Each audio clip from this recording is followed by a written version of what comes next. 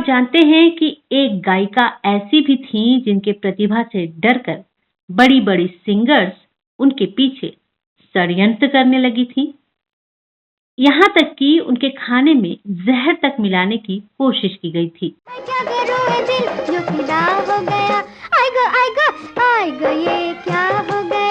आखिर कौन थी वो गायिका और किसने उनके खाने में जहर मिलाने की कोशिश की थी? ये पूरी कहानी जानने के लिए इस वीडियो में अंत तक बने रहें।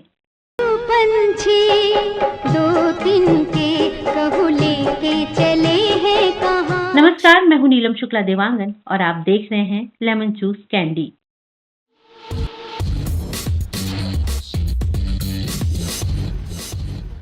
अगर अभी तक आपने इस चैनल को सब्सक्राइब नहीं किया है तो सब्सक्राइब कर लीजिए ताकि इसी तरह की स्टोरीज आप तक आसानी से पहुंचती रहें। बात 1970 के दशक की है। 1970 में बांग्ला सिनेमा की एक सुपरस्टार गायिका हिंदी सिनेमा में भी अपनी गायकी का जबरदस्त असर छोड़ रही थी। आरती मुखर्जी नाम की इस सिंगर की गायकी के मुरीद तब आर.डी. बर्मन, हेमंत कुमार, रविंद्र जैन जैसे तमाम दिग्गज संगीतकार थे।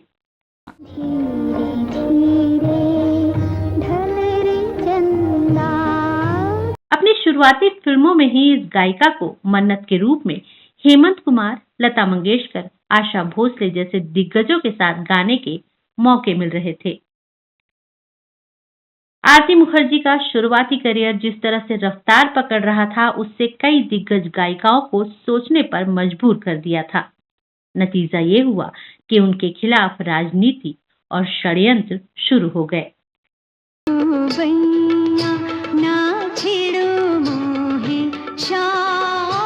षड्यंत्र ऐसा कि उनकी जान पर बनाई थी।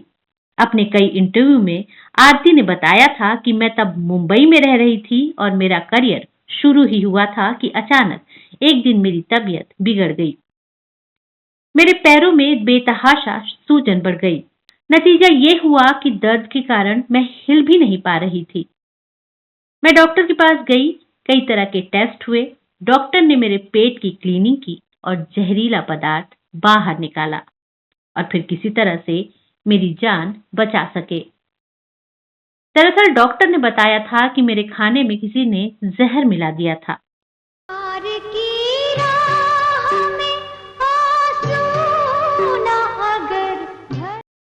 ये सुनकर मैं हैरान रह गई थी और आज तक ये समझ नहीं पाई हूं कि मेरे साथ आखिर ऐसा किसने किया। इस घटना के बाद आरती मुखर्जी बेहद डर गई और मुंबई छोड़कर कोलकाता शिफ्ट हो गई और बांग्ला सिनेमा की सबसे बड़ी गायिका बन गई।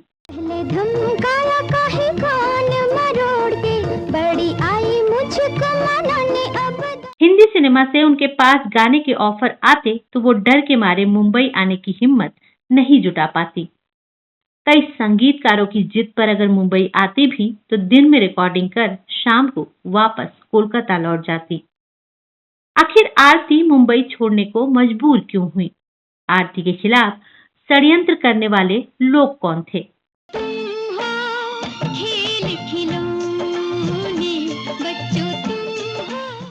1975 में फिल्म गीत गाता चल के कई मशहूर गाने देने के बावजूद आरती को हिंदी फिल्मों में गाने मिलने से कौन रोक रहा था? 1971 में भारत पाकिस्तान के युद्ध में आरती मुखर्जी का गाया एक गाना भारतीय फौज के लिए कैसे बना एक बहुत बड़ा क्लू यानी कि खुफिया संदेश। कई रिपोर्ट्स में दावा किया जाता है कि आरती मुखर्जी के करियर को अलग अलग मोड़ पर बर्बाद करने के लिए दो दिग्गज गायिकाओं ने कोई कोर-कसर नहीं छोड़ी। आखिर कौन थी वो, ये अभी आगे जानेंगे।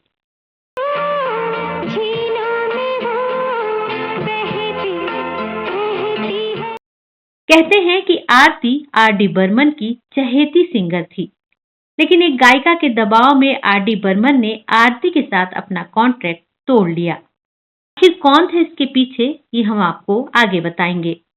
बप्पी लहरी को इस सिंगर से ना गवाने की धमकी दी गई थी। आरती मुखर्जी ने फिल्मों में बहुत कम गाने गाए, पर जो भी गाए उसने संगीत प्रेमियों के दिलों पर अमिट छाप छोड़ी। आरती मुखर्जी की गायकी आर.डी. बर्मन को बहुत पसंद थी। अब इससे जुड़ी एक कहानी आपको सुनाते हैं। साल 1983 में दिग्गज निर्देशक शेखर कपूर फिल्म मासूम बना रहे थे। इस फिल्म में म्यूजिक दे रहे थे संगीतकार R.D. बर्मन। शेखर कपूर ने बर्मन से फिल्म के एक गाने के लिए बिल्कुल सब म्यूजिक वाली धुन तैयार करने के लिए कहा।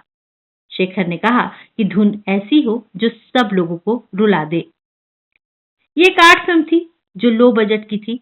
बर्मन ने मजाक में कहा कि सुनने वालों की आंखों से पानी निकले या ना निकले, लेकिन आपका बजट मैनेज करने में मेरा तेल जरूर निकल जाएगा। शेखर कपूर ने कहा, दादा आप चिंता मत करो, आपको इस गाने के लिए फिल्म फेयर पुरस्कार मिलेगा। बातचीत में इस गाने के लिए सिंगर पर चर्चा हुई तो R.D. बर्मन ने कहा कि एक सिंगर है मेरे दिमाग में। शेखर कपूर ने कहा कि कौन, आशा भोसले?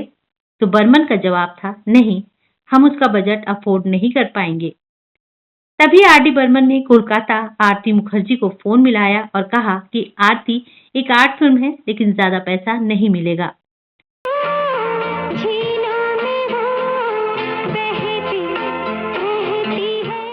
आरती ने जवाब दिया कि दादा, मैंने आपसे कभी पैसों के लिए बोला है क्या? बर्मन ने कहा कि मुंबई आ जाओ, रिकॉर्डिंग कर लेते हैं। मुंबई पहुंचकर आरती मुखर्जी ने R.D. बर्मन के ऑफिस पहुंचकर जब गुलजार के लिए इस गीत को पढ़ना शुरू किया तो उनकी आंखों से आंसू निकलने लगे। अपना गला साफ करते हुए आरती ने कहा कि बचपन याद आ गया। शेखर कपूर ने उन्हें एक गिलास पानी दिया। पानी पीते हुए आरती गुलजार को बड़ी श्रद्धा भरी नजरों से देख रही थी।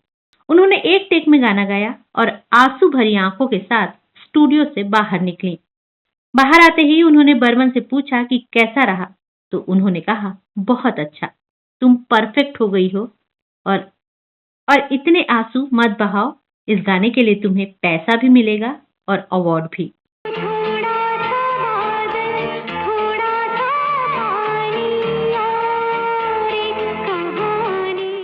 खुश मन से आरती कोलकाता वापस लौट गई। एक साल बाद फिल्म रिलीज हुई तो इस गाने के लिए आरती को बेस्ट फीमेल प्लेबैक सिंगर का फिल्म फेयर अवार्ड और नेशनल फिल्म अवार्ड दोनों मिला। आरती अपनी प्रतिभा के मुताबिक नाम और शोहरत पाने से चूक गई। इसके पीछे षड्यंत्रों का बड़ा रोल रहा। कैसे शुरू हुई उनकी संगीत यात्रा और अचानक मायानगरी छोड़कर उन्होंने क्यों बांग्ला फिल्मों तक सिमट जाने को खुद को मजबूर कर लिया, इन वजहों पर आने से पहले जान लेते हैं आरती मुखर्जी के सिंगर बनने के सफर को। आरती मुखर्जी का जन्म 18 जुलाई 1943 को ढाका में हुआ था। इनका परिवार बाद में कोलकाता शिफ्ट हो गया था। इनके पिता मनोरंजन मुखर्जी और मां प्रभवती मुखर्जी थे। कम उम्र से ही आरती के मन में बड़ी सिंगर बनने का जुनून और सपना था। उनकी ख्वाहिश मुंबई जाकर म्यूजिक इंडस्ट्री में नाम कमाने की थी। शुरुआती पढ़ाई कोलकाता के दमदम स्थित मोती झील स्कूल में हुई। संगीत के साथ ही पढ़ाई में भी वो मेधावी थीं।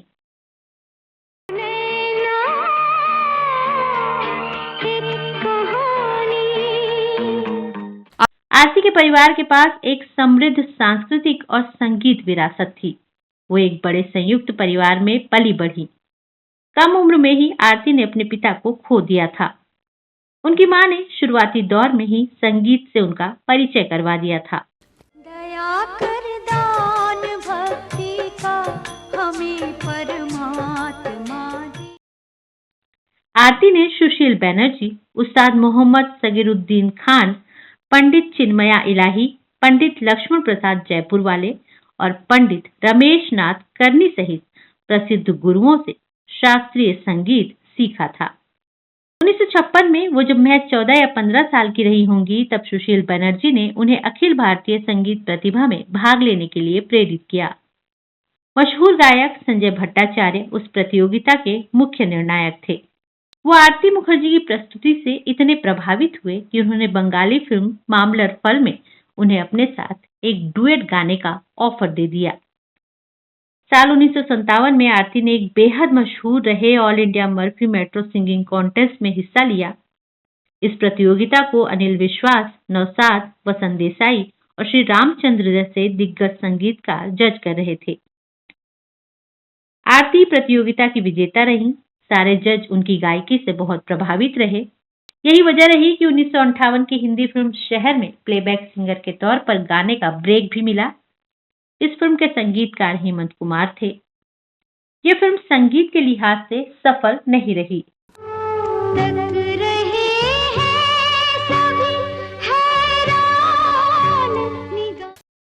इसी तरह आगे की कुछ फिल्मों में भी उन्हें बहुत बड़ी सफलता नहीं मिली। उन्होंने 1960 और 1961 में अंगुलीमाल और बॉयफ्रेंड नाम की फिल्मों में अपनी आवाज का जादू बिखेरा।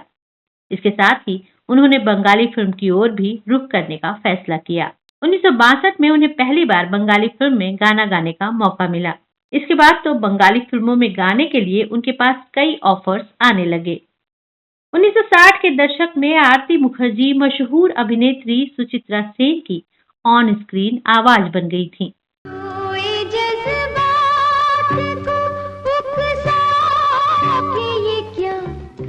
सुचित्रा सेन के अलावा आरती 1960 और 70 के दशक के लगभग सभी लीड बंगाली एक्ट्रेस की आवाज बनी, जिनमें सुप्रिया चौधरी, माधवी मुखर्जी, अपर्णा सेन, तनुजा, शर्मिला टैगोर, देवाश्री राय के नाम शामिल हैं। आरती मुखर्जी का परिचय उनके करियर के शुरुआत में गीतकार सुधीर हाजरा से हुआ और इस जोड़ी ने कई यादगार बंगाली गाने दिए। आज से है खट खट, मैं भी हूँ गुस्से वाला, कर दूं गड़बड़ घूटा। इस दौरान दोनों में प्यार हुआ और ये रिश्ता पति पत्नी के रूप में बदल गया। उनके पति हाजरा एक बहुमुखी प्रतिभा के धनी थे, जिन्होंने गीत के अलावा कई फिल्मों के स्क्रीन प्ले भी लिखे हैं और सत्यजीत रे के सहायक भी रहे हैं। आरती और हाजरा का रिश्ता शादी के कुछ सालों में ही बिगड़ने लगा। इसका असर उनके करियर पर भी पड़ा था। उस दौर में आशा भोसले और आरती मुखर्जी सबसे बड़ी बंगाली सिंगर हुआ करती थी। तब आरती के गुरु और संगीतकार सुधीर दास गुप्ता ने उन्हें मुंबई शिफ्ट होकर फिर से हिंदी फिल्मों में करियर बनाने की सलाह दी थी। इस वक्त आरती का प्रोफेशनल करियर बांग्ला फिल्मों में अपनी पीक पर था। पति से रिश्ते ज्यादा बिगड़ गए तो आरती हाजरा से तलाक लेकर मुंबई शिफ्ट हो गई। बांग्ला सिनेमा की सुपरस्टार गायिका बन चुकी आरती जब हिंदी सिनेमा में किस्मत आजमाने माया नगरी आई तो यहाँ कदम कदम पर षड्यंत्र और राजनीति देखकर हैरान रह गई।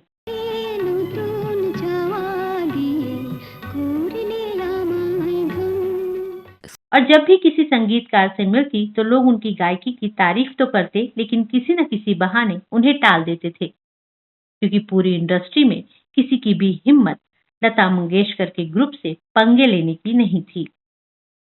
लंबी जद्दोजहद के बाद एक दो हिंदी फिल्मों के बाद 1975 में उन्हें राजश्री प्रोडक्शन की फिल्म गीत गाता चल में गाने का मौका मिला।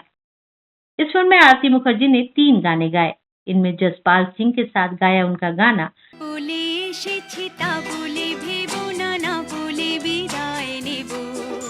श्याम तेरी बंसी पुकारे राधा नाम आज भी सुनकर मन गदगद हो जाता है।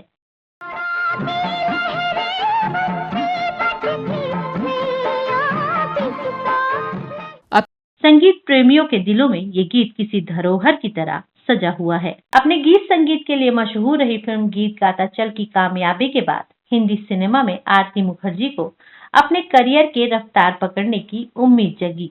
उन्हें लगा कि अब उनके पास अच्छे ऑफर्स की भरमार होगी, लेकिन उनकी ये सोच गलत साबित हुई। उनके पास गानों के ऑफर बिल्कुल नहीं आए। आगे कुछ गिनी चुनी हिंदी फिल्मों में उन्हें काम मिला, जिसमें 1976 में आई फिल्म तपस्या भी शामिल है। इसमें उनका गाया गाना दो पंछी दो दिन के शामिल है। ये गाना भी बहुत मशहूर हुआ। दो पंछी दो दिन के कहू लेके चले हैं कहां, क्या हुआ मुझको लगी दुनिया में सब कुछ बदल गया। हिंदी सिनेमा में आरती का करियर हिचकोले खाता रहा। 1983 में आई फिल्म मासूम में आरती मुखर्जी का गाना दो नैना और एक कहानी उनके करियर के लिए मील का पत्थर साबित हुआ, जिसकी चर्चा हम पहले ही कर चुके हैं। इसके बावजूद आरती की प्रतिभा के मुताबिक उन्हें ताउम्र हिंदी फिल्मों में काम नहीं मिला। इसकी बड़ी वजह राजनीति और दोगलापन रहे। कई मीडिया रिपोर्ट्स में अक्सर कहा जाता था कि लता मंगेशकर और आशा भोसले जैसी दिग्गज गायिकाओं ने उनके करियर को अलग अलग मोड़ पर बर्बाद करने में कोई कोर कसर नहीं छोड़ी। उदाहरण के लिए एक बार आरती ने फिल्म आनंद आश्रम के लिए शामिल मित्र के साथ एक डुएट गाया था, लेकिन बाद में जब एल्बम रिलीज हुआ तो उनकी जगह प्रीति सागर ने ले ली थी। और उन्हें इसकी कोई जानकारी नहीं दी गई। आशा भोसले ने हस्तक्षेप करके आरती मुखर्जी के साथ आर.डी. बर्मन के एग्रीमेंट को बीच में ही खत्म कर दिया था। इतना ही नहीं, ये भी शर्त रखी कि अगर उन्होंने मुखर्जी के साथ काम किया तो उन्हें गंभीर परिणाम भुगतने होंगे।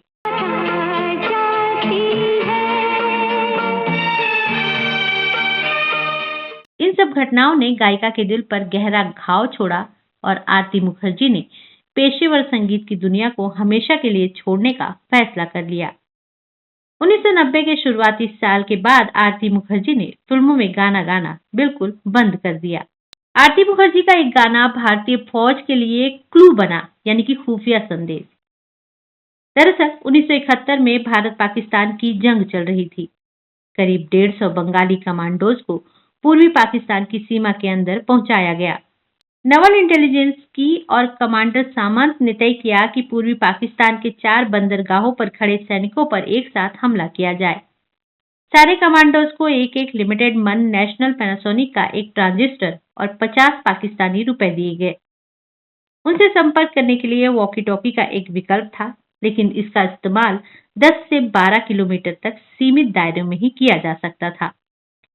इसलिए तय किया गया कि इन कमांडोज को मैसेज भेजने के लिए आकाशवाणी का इस्तेमाल किया जाएगा। दरअसल दूसरे विश्व युद्ध में इसी तरह से दोनों तरफ से रेडियो का इस्तेमाल किया गया था। इसीलिए सब लोगों से लगातार रेडियो सुनने के लिए कहा गया। कोड तय हुआ कि जिस दिन सुबह 6 बजे आकाशवाणी के कोलकाता केंद्र से आरती मुखर्जी का गाया गाना अमर पुतुल आज के प्रथम जावे ससुर बाड़ी बजेगा, इसका मतलब होगा कि हमला करने के लिए 48 घंटे का समय बचा है। इस तरह जिस दिन ये गाना कोलकाता के आकाशवाणी से बजा, उससे ठीक 48 घंटे बाद भारतीय फौज ने हमला किया। हमारे पुतुल आज के प्रथम जाबे শ্বশুর বাড়ি পালকি চেপে বরের সাথে आनंद। तो इस तरह से आरती मुखर्जी का गाना फौजियों के भी काम आया। अपने करियर में आरती मुखर्जी ने 6 भाषाओं की कुल 96 फिल्मों में अपनी आवाज का जादू भी बिखेरा है। आरती मुखर्जी को ठुमरी से लेकर भजन तराना और गजल गाने में महारत हासिल थी। उन्होंने भारत समेत दुनिया के तमाम देशों में म्यूजिकल शो किए, लेकिन इस गायिका का करियर वो मुकाम हासिल नहीं कर सका जो वो डिजर्व करती थी।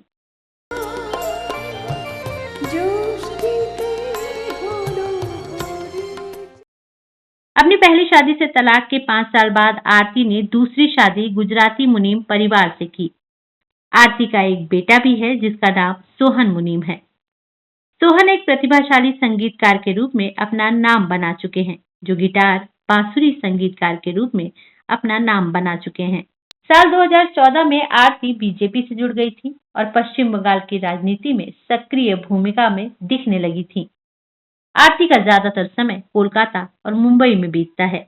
वो अपने बेटे सोहन के साथ मुंबई के एक फ्लैट में रहती हैं।